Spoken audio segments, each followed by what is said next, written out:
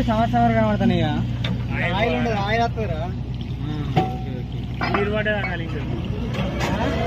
నీరు బాయ్ ఆట నీళ్ళు బాగా పడితే అందరితో కూడా గవర్నమెంట్ 3 రోజులు చేసి తీసుకుంటుంది 3 రోజులు చేసి తీసుకుంటుంది అది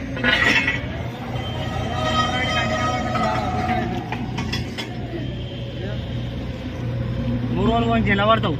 ఏ క్యాన్ వేసి పడుతుంది